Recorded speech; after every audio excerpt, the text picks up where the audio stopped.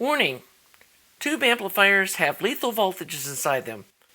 Please do not attempt to build, test, or repair these without understanding and following all safety protocols. Hey y'all! Well, here's the video you've all been waiting for, and to put this thing on the audio analyzer suite. So I did do a subjective listening test before I hooked it up and measured it, because I didn't want to get a bias of, hey, this is what I saw, so now I hear it kind of a thing. And this thing sounds really nice. When I first hooked it up to the system, it was a little edgy, but my phono stages and all of my amps sound like that when you first hook them up using those Mundorf aluminum oil caps. And it takes about an hour of music playing through them before they get the initial calming down part, phase, whatever you want to call it, done. And they do kind of chill out over, a couple of weeks of playing after that, but that first hour, they definitely changed from being, harsh and almost shrill, edgy. Doesn't sound good. And that's one of the reasons that I burn in all my amps for at least a couple of hours before I ship them out to customers, is I don't want somebody's opinion of my phono preamp or my amps to be tainted by that initial break-in period. And again, it'll mellow out a little bit over some more time, but yeah, it sounded really nice. And so now we're going to hook it up to the audio analyzer suite. Little disclaimer that this is some of the old cloth wire output transformers, some of the OG ones. It's also running higher plate voltage and front end voltage than the kits may run. I'm not sure. Never worked on one. This is all I have. We got 465 volts on the plate. We got 42 mils going across the tubes, the output tubes. That's where I've got it biased up. And these are the test results. And so let's give this thing a pull on the audio analyzer suite and see what this thing's going to do. And here we go. And down here, low wattages, we're under 0.1% distortion. And it's staying down there.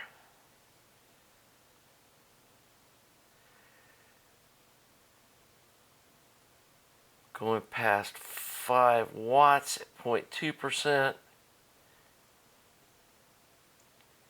10 watts under 0.4.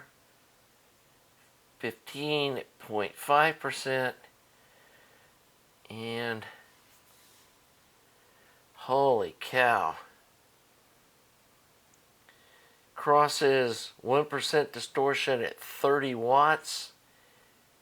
At 40 watts, we got 1.2% distortion, and right about in there is likely where it starts clipping.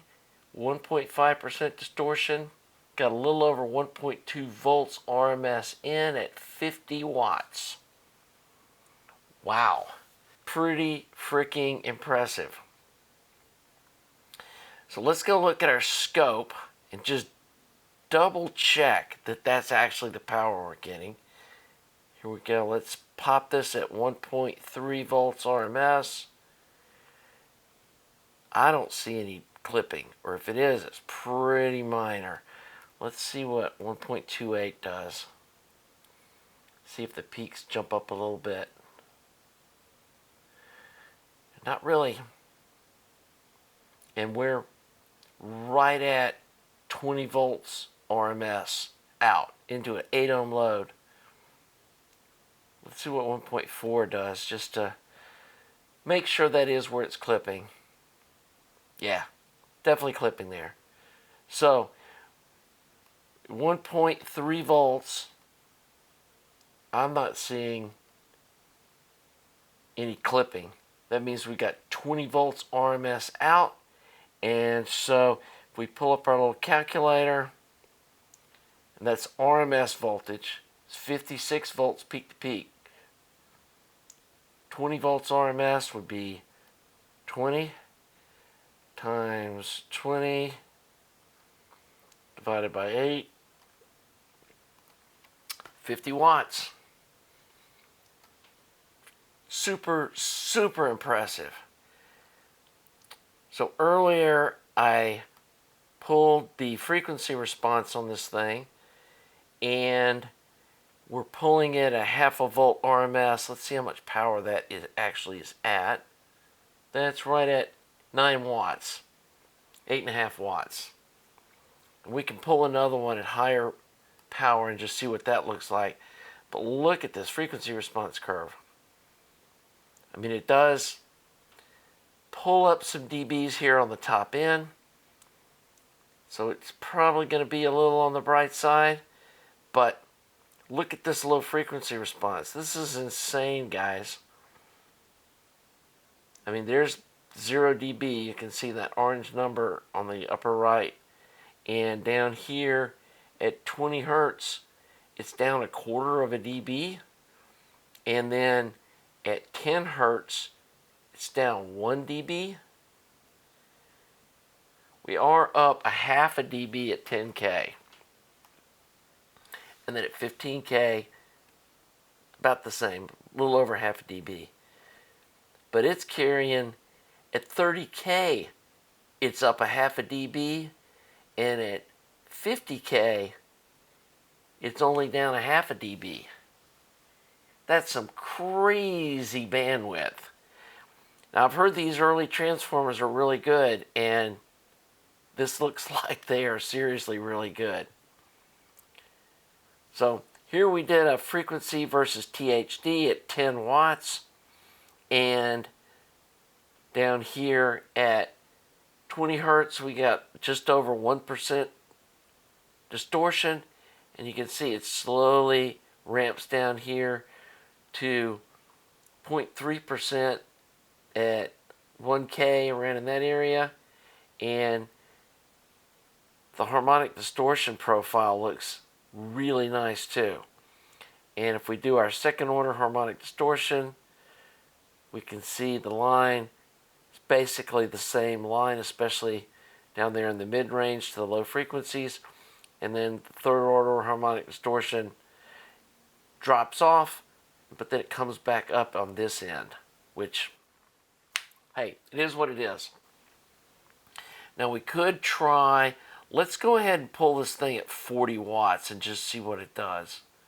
And we'll do the same thing on the frequency response. And I am expecting to see more distortion in the low frequencies and probably more third order harmonic distortion.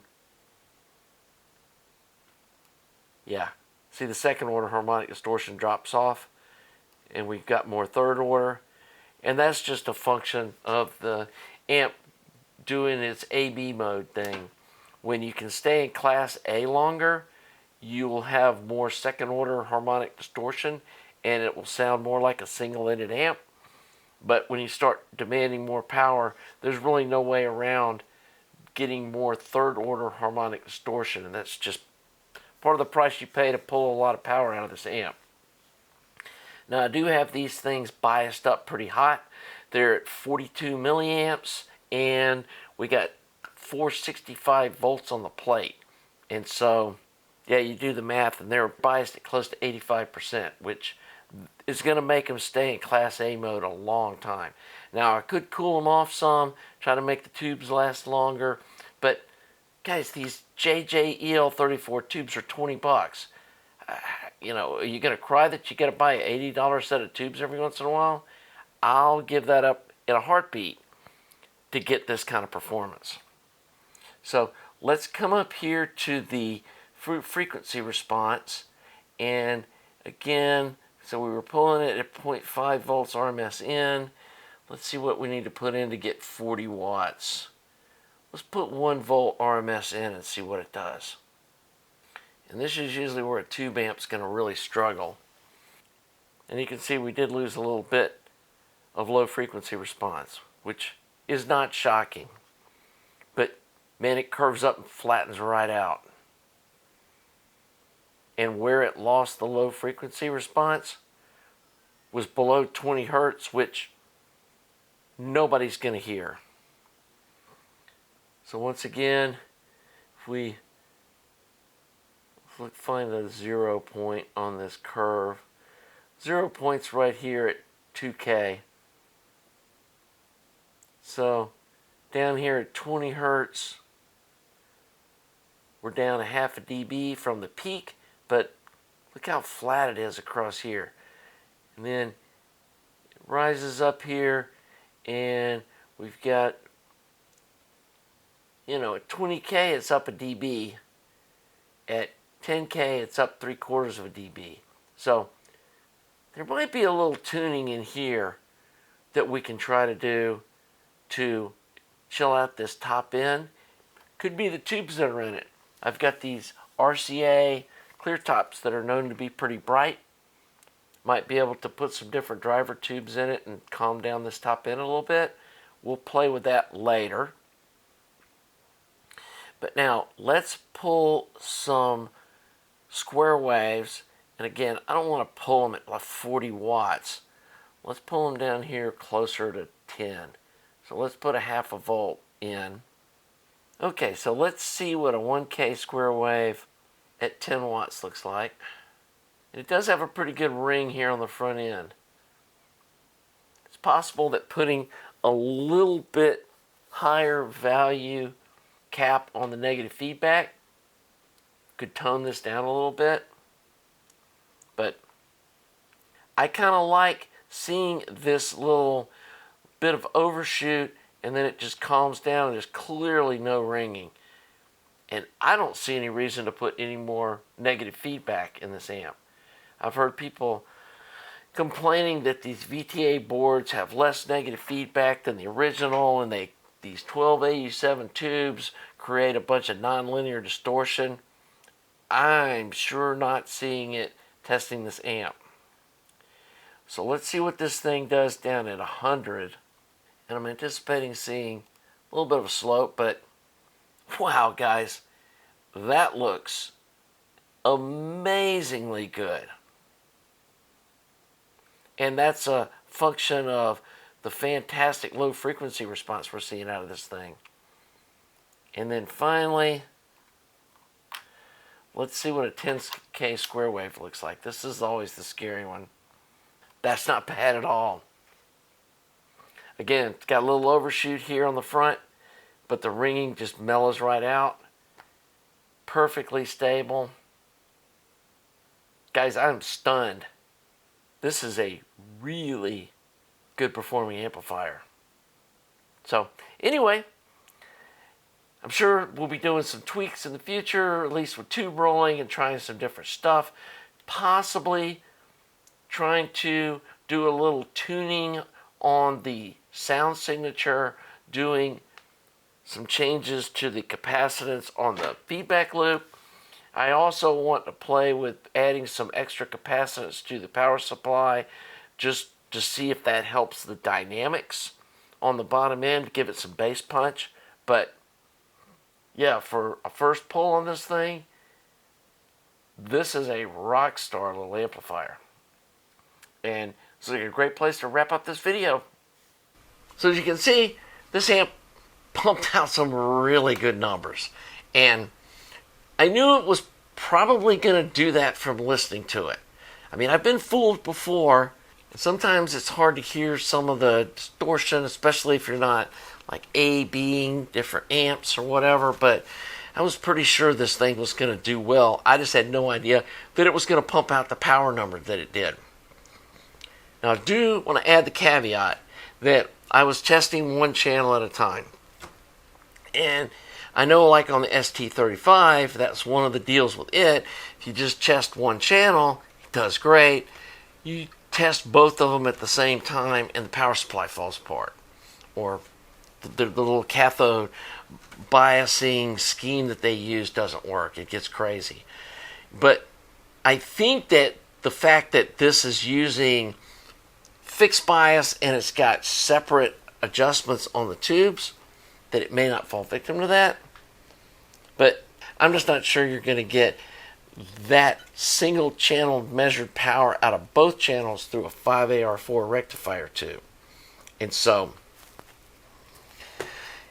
yeah, and I do have these things biased up pretty hot.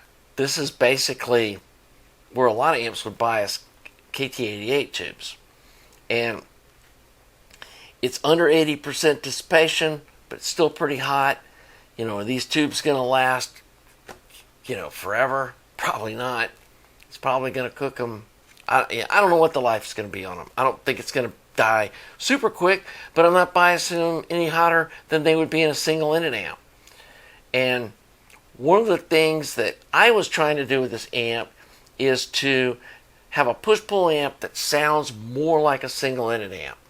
And that was my problem, or has been my problem with a lot of push-pull amps, is they pretty quickly go into AB mode, and then you get the third order harmonic distortion, and they lose that single-ended sweetness that I like. And I feel like with what I've done to this amp, having this really high plate voltage and then having 42 mils or so of bias, that it's extending the range that it stays in Class A up to probably 10 or 12 watts. And I think we saw that on the THD versus frequency curve, that we were getting a lot of second order harmonic distortion still, which is telling me it's in Class A or staying close to Class A. And then once we get up to like 40 watts, it's clearly in AB mode where the tubes are switching on and off, and then you end up with that third order harmonic distortion. And so, am I that worried about what kind of power this thing's going to make with all four tubes amplifying music? No, because I'm planning on using this kind of like I do with my other amps in the max in 8 to 10 watt range, and using it as a push-pull Class A amp. And I think what I'm getting out of it is some really good performance. And these output transformers clearly have really good bandwidth.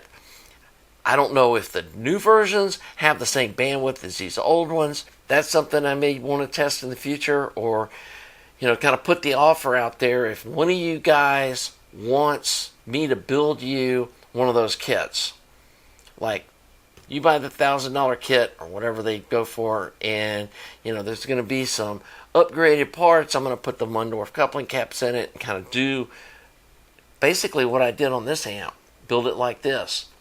And then I can do some testing between like the brand new ones versus these early 1960 vintage, and see if they're still at the same performance level that they had back then.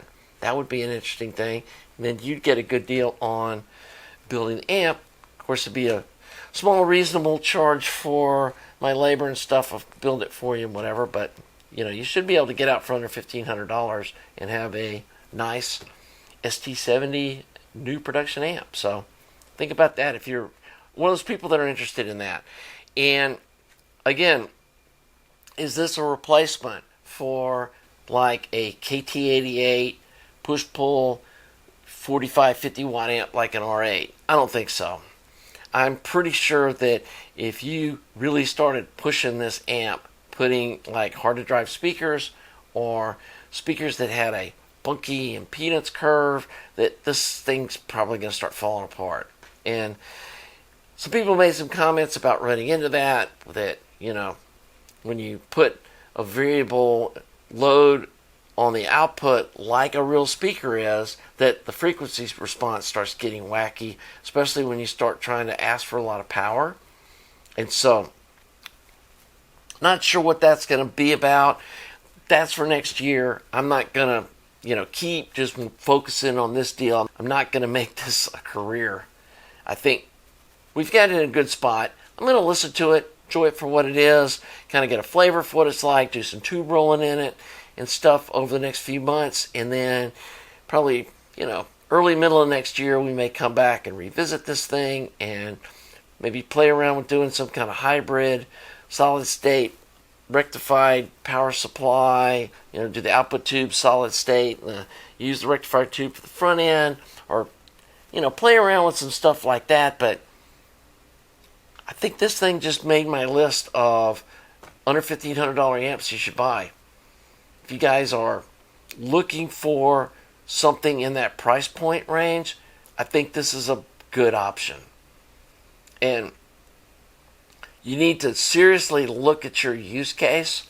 I mean, if you're needing 30 plus watts, this may not be what you're looking for, and maybe a MusaShare X7 or an R8 would fit that thing better. But if you feel like, a single-ended EL34 amp isn't going to get you enough power, and you need more like 10 to 15 watts, this is probably what you should be buying.